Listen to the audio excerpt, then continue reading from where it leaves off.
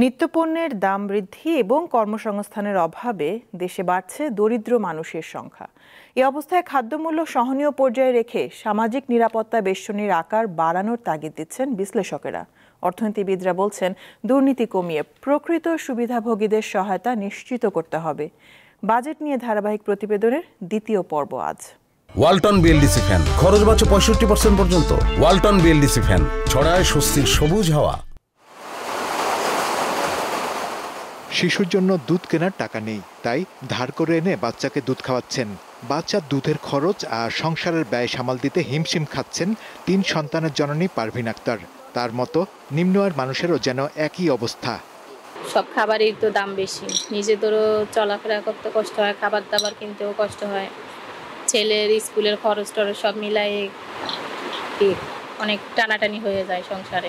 নুন আনতে পান্তা ফুরায়, বুঝছেন যে অবস্থা আমাদের। আমাকে একটু যদি সরকার একটু কমাই কিছু দিত, চাল ডাল দামটা কমাই দিলে আমরা একটু খেয়ে বাঁচতে পারতাম। দেশে বর্তমানে খাদ্য মূল্যস্ফীতি 9% ঘরে থাকলেও এ নিয়ে স্বস্তিদায়ক কিছু নেই বলে জানিয়েছেন বিশ্বব্যাংকের সাবেক এই লিড ইকোনমিস্ট। তার মতে মূল্যস্ফীতি আর কর্মসংস্থানের দুর্বলতার কারণেই দরিদ্র লোকের সংখ্যা বাড়ছে।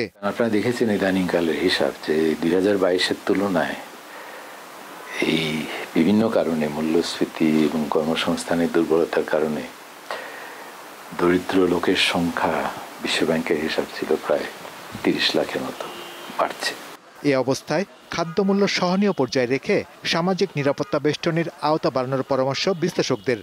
সাধারণ খেটে খাওয়া মানুষের সংখ্যা আরও অনেক বেশি, সুতরাং এই ফুড সেফটির এই যে নেটওয়ার্কটাকে আরও বৃদ্ধি করা দরকার এবং মূল্য আরও কমিয়ে তাদেরকে খাদ্য সরবরাহ করা দরকার।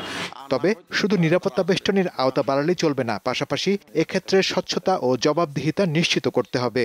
দরিদ্র মানুষকে লক্ষ্য করে নগদ সহায়তা, তো সেখানে একটা তো হলো কর্মসূচিগুলোর মধ্যে অনেক দুর্নীতি আছে, অব্যবস্থাপনা আছে, যার কারণে যে টাকাটা দেওয়া হয় সেটা পুরোপুরি যাদের পাওয়ার কথা তারা পায় না। তো সেই ত্রুটিগুলো সংশোধন করা, আর দ্বিতীয় হচ্ছে বেনিফিশিয়ারির সংখ্যাগুলি বাড়ানো, কারণ দরিদ্র মানুষের সংখ্যা তো বাড়ছে। এছাড়া বাজেটে কর্মসংস্থান বাড়ানোর নানান উদ্যোগ গ্রহণের পরামর্শ দিচ্ছেন অর্থনীতিবিদেরা। শাহরিয়ার ইমন, দীপ্ত সংবাদ, ঢাকা।